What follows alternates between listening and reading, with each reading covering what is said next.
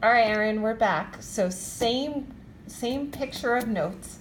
Now I want to look at this exact same problem, just how do you use a logarithm? So what the heck is a logarithm? How does it work? So first, I'm going to ask you to write out a chart. Let's put a little squiggle in between our notes. And I'm going to give you a chart of logarithms. So logarithms are abbreviated with log. I'm going to put a little 2 here and a 1 here. So it's almost like there's a subscript and then a regular number. I'm going to tell you that equals 0. And now I'm going to give you another subscript. Log a little 2 of 2 is equal to 1.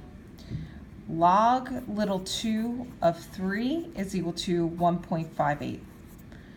Log little 2 of 4 is equal to 2.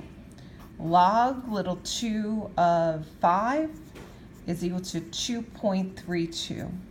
Log little 2 of 6 is equal to 2.58. Log little 2 of 7 is equal to 2.8. Oops.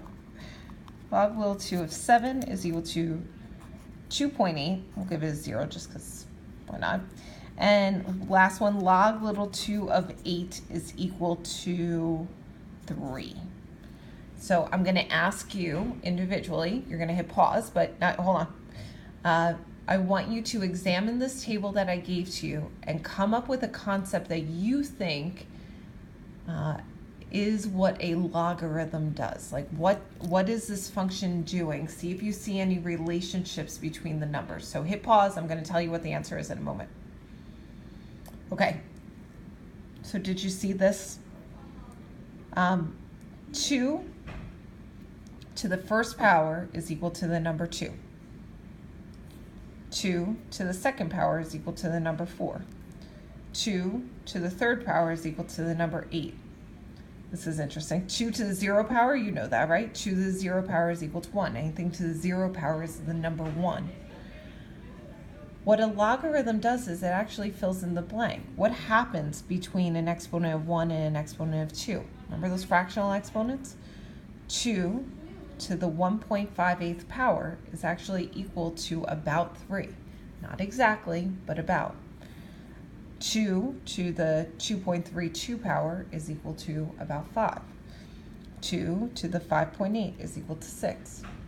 So a logarithm is going to solve for an exponent. So a logarithm is a function that solves for an exponent.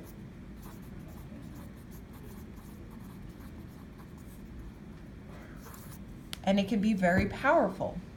If I said to you, hey Erin, could you tell me what 2 to what power is equal to, I don't know, 27?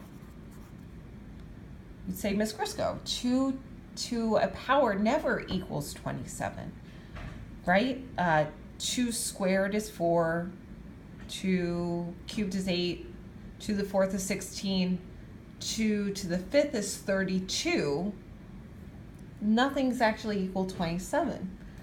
But there is a fractional value that will come really close to the number 27. And we could see it graphically, but I want to look at it in terms of a logarithm. So a logarithm is just like a square root exists on your calculator. A logarithm is going to solve for your exponent. You just need to rewrite this into logarithm form. And the way a logarithmic form is you tell the log what the base is. I'm telling you, log, hey, I want to know 2 to what power is equal to 27. That's almost just like a square root. It kind of has that same idea. You're telling it the base and what you wanted to evaluate. Okay, how do you do it? You need a calculator, right? So if you can, on your computer, and I'll show you how to do it on your calculator too, but type in Google, get into a Google page, and I want you to type in logarithm calculator.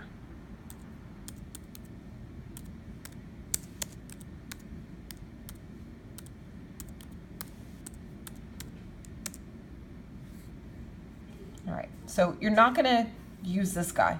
Scroll down and look for where it says Log X Calculator Rapid Tables. So hopefully you see that one. It's Rapid Tables Calculator. I'm gonna click on that. And notice how it gives you this log with a little subscript and then your value. So I'm typing in log little 2 of 27. And I'm going to hit calculate. 4.7. That's what it's giving me out. 4.75. Okay, so this is telling me that my X value is 4.75.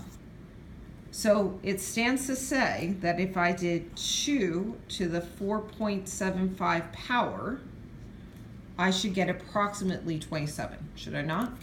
All right, let's check it out.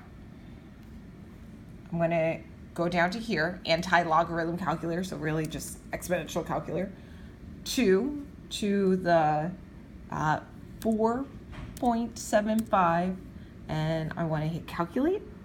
Look at that, 26.9. And the more decimals I include, the better approximation I'm going to get to log of 27. Now the deal is, if there's not a exact value to a logarithm, so if you're like getting out an approximation, just like a square root, there's no exact value unless it's a perfect square. It's identical to that concept. Like the square root of 7 is not a perfect square, so we're not going to get out an exact value. We have to approximate it. But there's certain logarithms that do give us exact values. Look, when like this base number and the bigger number, when those values are powers of one another, that's when you get out an exact value. Otherwise, they're approximations. Is that okay? All right, so I want to evaluate a couple of logarithms with you, but I think that's enough for this video.